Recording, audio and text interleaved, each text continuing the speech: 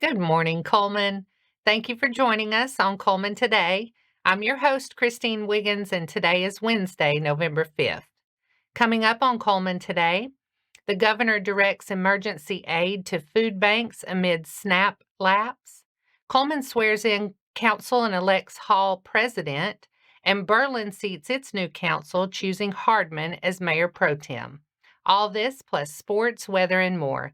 Now let's take a closer look at the top stories happening in Coleman today. Governor Ivey is releasing $2 million in state emergency funds to 8 regional food banks serving all 67 counties as the federal shutdown disrupts SNAP benefits. In Alabama, SNAP is issued on staggered dates from the 4th through the 23rd, meaning some households began missing benefits today. The Cullman Department of Human Resources is also redirecting $3 million to the Feeding Alabama network, bringing total state-directed food bank support in fiscal year 26 to $9 million. DHR reports 11,434 children are currently in the TANF program. Caregivers will receive an additional $300 per child to help offset costs while SNAP funding is delayed. USDA has issued guidance to help states partially fund SNAP during the shutdown, but officials expect a cumbersome process and potential delays. A timeline for Alabama remains unknown. State leaders say broader federal programs beyond SNAP are affected and note the state cannot permanently replace federal responsibilities. Ivey rejected inquiries into a special session to tap rainy day funds, citing law requiring the state to be in proration, which it is not. The food banks receiving assistance are Community Food Bank of Central Alabama, Food Bank of East Alabama, Food Bank of North Alabama, Feeding the Gulf Coast, Heart of Alabama Food Bank, Selma Area Food Bank, West Alabama Food Bank, and Wiregrass Area Food Bank. The Cullman Tribune will continue tracking the SNAP timeline and state guidance, and we'll bring that news to you here on Cullman Today. The city of Cullman swore in its new city council and named city officials in front of a packed City Hall auditorium Monday evening. Judges Rusty Turner and Emily Neeser Johnston swore in Mayor Woody Jacobs and a mix of new and returning council members. In place 1, Chuck Scheichel, place 2, David Moss, place 3, Jason Willoughby, place 4, Paul Schaefer, and place 5, Kim Hall. Hall, who defeated previous council president Jenny Folsom, was elected by the council as its new president, and returning councilman David Moss was named president pro tem. The council then made committee assignments. To the General Government Committee, Hall will serve as chairman, Scheichel vice chair.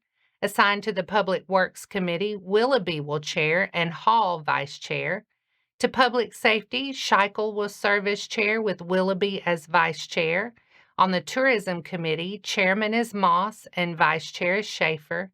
And on Utilities, Schaefer will serve as chair with Moss as vice chair.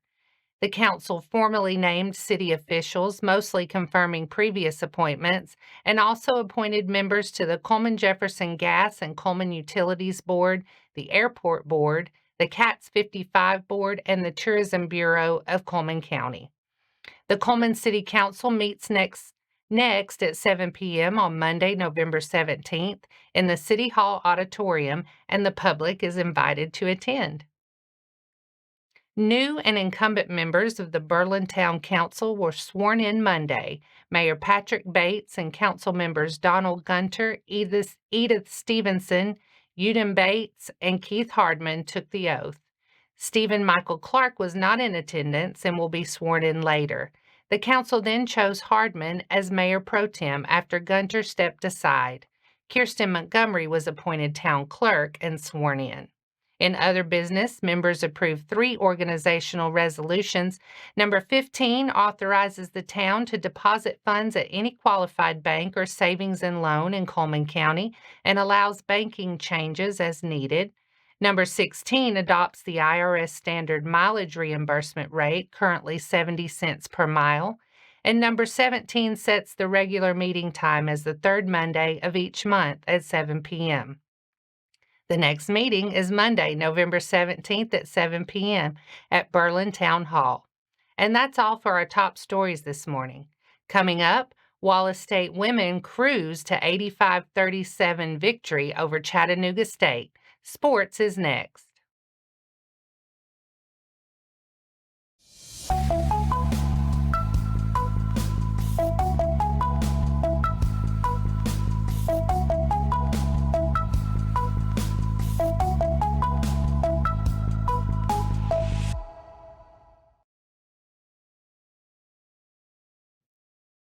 Welcome back. Wallace State women's basketball continued its hot start to the 25-26 season with a commanding 85-37 win over Chattanooga State on Monday night. The Lions opened the game on a 10-0 run and never looked back, putting together one of their most complete performances of their young season. Wallace State jumped out to a 24-11 lead after the first quarter and extended the margin to 49-20 by halftime. By the time the third quarter ended, the Lions had built a 71-27 advantage and were firmly in control. Taylor Smith led the charge with 15 points, 6 rebounds, and 3 blocks, showing her versatility on both ends of the floor. Nia Smith added 12 points, 8 rebounds, and 2 steals, while guards Cameron Sanders and Zamira Good each chipped in 10 points.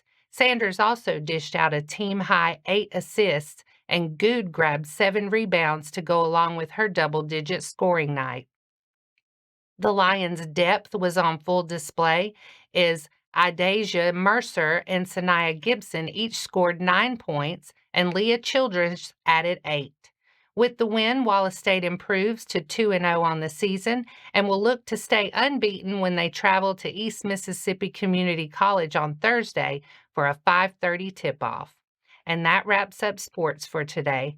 Coming up next, Vinemont Baseball hosts Cornhole Tournament Saturday, and a 4-H essay contest has writers going nuts.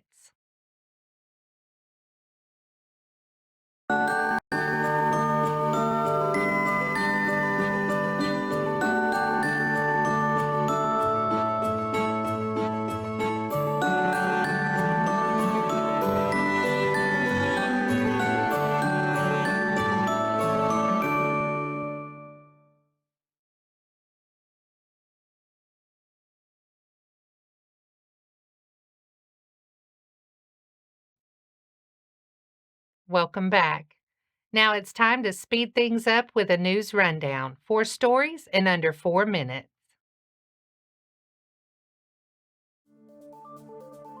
Vinemont High School Baseball's Diamond Club hosts its second annual Cornhole Tournament on Saturday, November 8th at 11 a.m. at 1995 County Road 1518 in Cullman. Registration opens at 10 a.m. Entry is $40 per team. Players are encouraged to bring their own bags, but extras will be on hand. The event returns after a strong debut last year that drew broad community interest. The team will run a concession-style food truck with all food sales and tournament proceeds supporting equipment needs for the Eagles program. Multiple TVs will be set up so fans can keep up with football while they play, and organizers expect a friendly family atmosphere and plenty of competition. To sign up or learn more, contact the Vinemont Baseball Diamond Club at 256-640-0136 or croads0427@gmail.com. Cullman Community Theater brings the classic courtroom drama 12 Angry Jurors to the Byre at St. Bernard this Thursday through Sunday, November 6th through 9th. The story follows a jury locked in deliberations after a murder trial where one holdout's doubt forces everyone to re-examine the case. Expect an ensemble cast and edge-of-your-seat tension in the Byre's intimate setting at the St. Bernard campus. It's a perfect pick for fans of murder mysteries and civic drama, and a great way to support local theater as the fall season ramps up. Show times are 7 p.m. Thursday through Saturday, with 2 p.m. matinees on Saturday and Sunday. Tickets and details are available now at colemancotheater.ludus.com. The Cullman Area Chamber of Commerce and Visitor Center will host the 2025 Christmas Open House Friday through Sunday, November 7th through 9th. Downtown merchants will feature extended hours, special deals, and family activities all weekend.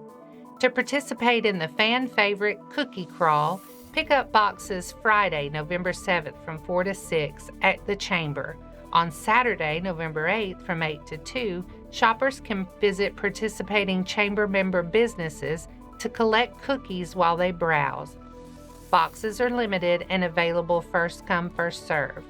On Sunday, November 9th, the Polar Express promotion offers a chance to win $250. Shoppers earn one train ticket for each $10 purchase at participating stores. Collect 3 tickets from 3 different businesses and drop them at the Chamber on Monday, November 10th or Wednesday, November 12th. The drawing will be held Friday, November 14th. The 360 Jeep Club's Polar Express train will be on display at the Cullman Public Library. Shop local and kick off the season. Cullman County 4-H'ers, it's peanut time. Enter the statewide 4-H peanut essay contest on the theme Power of the Peanut, Why Peanuts Pack Nutrition and Help the Environment. Divisions and word counts are juniors ages 9 to 11, 300 to 500 words, intermediates aged 12 to 13, 500 to 750 words, and senior ages 14 to 18, 750 to 1,000 words. Essays must be typed, double-spaced, and include references. Turn in entries to the Cullman County Extension Office by Monday, December 2nd. County prizes are $35 for first place, $25 for second, and $15 for third in each division. County winners advance to the state contest for a shot at $50, $35, and $25.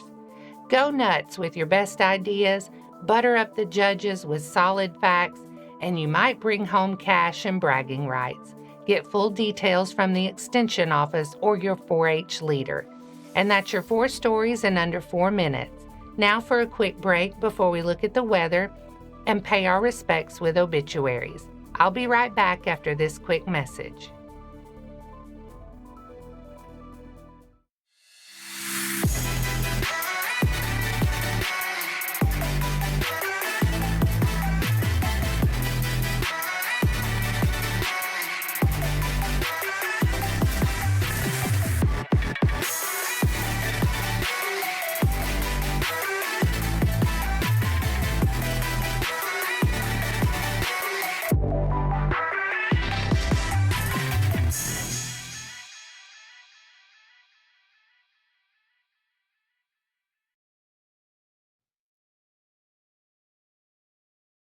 Let's take a moment to pause and remember those who have lost their lives this week.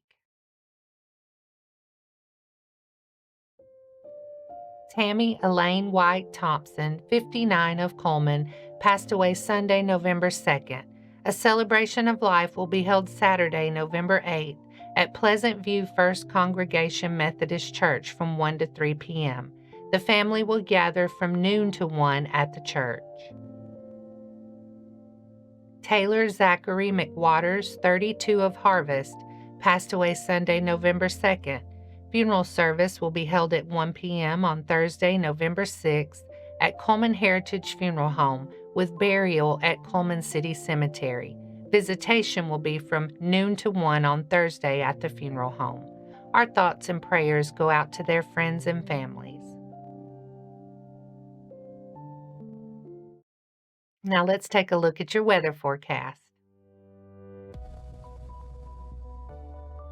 Today, sunshine is the story, high near 71. Tonight, mostly clear and cool, patchy fog sneaks in late, low around 44. Thursday, a touch of early fog, then sunny and seasonable again, high near 71 with a light breeze. Thursday night, mostly clear and a bit milder, low near 50 with a gentle south breeze, and a hint of late-night fog. And that wraps up today's edition of Cullman Today.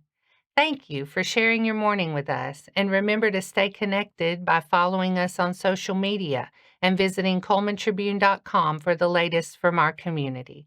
We'll be back bright and early tomorrow morning at 6:30 a.m. Until then, I'm Christine Wiggins with Cullman Today. Have a wonderful day, Cullman.